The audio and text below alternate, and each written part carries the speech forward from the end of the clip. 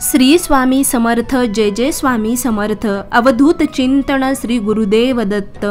एक भास एक विसावा, एक भास एक विसावा, नित्य या डोळ्यांना फक्त स्वामी दिसावा। स्वामींची आठवण नसावी असा एकही क्षण नसावा, हृदयाच्या कणाकणात फक्त स्वामी बसावा। स्वामींचा हा संदेश खूप अनमोल आहे, हे ऐका आणि त्याचं अनुकरण देखील तुम्ही तुमच्या जीवनामध्ये नक्की करा। अगदी सोपा संदेश स्वामींनी आपल्याला दिलेला आहे। सर्वात महत्त्वाचं, स्वामींनी एक संदेश दिलेला तो म्हणजे भिवू नकोस, मी तुझ्या पाठीशी आहे।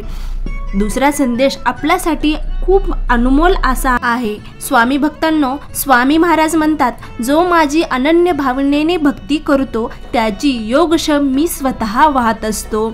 या प्रकारे स्वामींनी भरपूर असे आपल्याला वचन दिलेले आहेत, संदेश देखील दिलेले आहेत।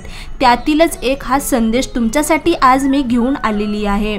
एक स्पर्धक म्हणतो, मी एक स्पर्धक आहे, मी रोज या स्पर्धेमध्ये यशस्वी होण्यासाठी प्रयत्न करत राहतो। हां, ही गोष्ट वेगळी आहे की मी स्पर्धा जिंकत नाही, पण तरीही मी कधी हार मानत नाही, कारण मला सवय झाली आहे नवीन आव्हान स्वीकारण्याची। मला सवय झाली आहे नवी स्पर्धात सहभागी होण्याची। आणि का कुणास ठाऊक आता हार जीत महत्त्वाचा अजिबात काही वाटत नाही, कारण मी जिंकत जरी नसलो तरी त्यातून खूप काही शिकतो। आता लोक मला जिंकणाऱ्यापेक्षा सतत हारणारा म्हणून जास्त ओळखतात। का माहीत आहे? कारण मी त्या जिंकलेल्या व्यक्तीपेक्षा माझ्या आयुष्यामध्ये जास्त सुखी आणि समाधानी राहते। मी कधीच निराश झाले नाही आणि कधी स्वतःला निराशही होऊ देणार नाही, कारण मला माहिती आहे आयुष्यामध्ये स्पर्धा येतील जातील, पण महत्त्वाचं म्हणजे स्पर्धा कधीच नसते। फक्त एखाद्या स्पर्धेमध्ये जिंकणं हारणं या गोष्टीवर सगळं आयुष्य कधीच अवलंबून नसते। एका स्पर्धेमध्ये हारलो तर सगळं आयुष्य त्याच्यासाठी तर नाही देऊ शकत ना आपण।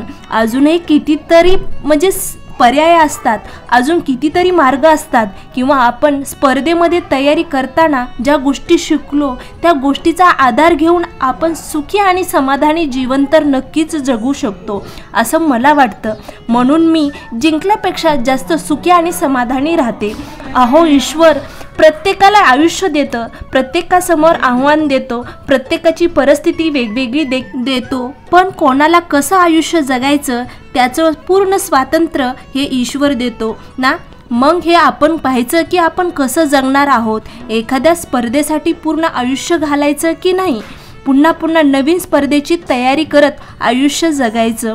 तुम्ही कसंही जगा, पण समाधानी राहायला शिका। हा आजचा अतिशय आणि प्रत्येकाच्या जीवनाशी निगडीत असलेला, प्रत्येकाला असा अनमोल ठरणारा संदेश स्वामी महाराजांनी आपल्यापर्यंत दिलेला आहे। या अनमोल संदेशाचे सगळेजण अनुकरण करा आणि सुखी आणि समाधानी जीवन जगण्याचा प्रयत्न करा।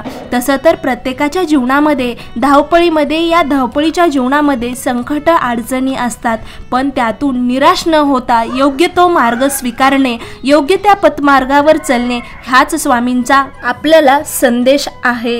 तर श्री स्वामी समर्थ, जय जय स्वामी समर्थ। अवधूत चिंतन श्री गुरुदेव दत्त।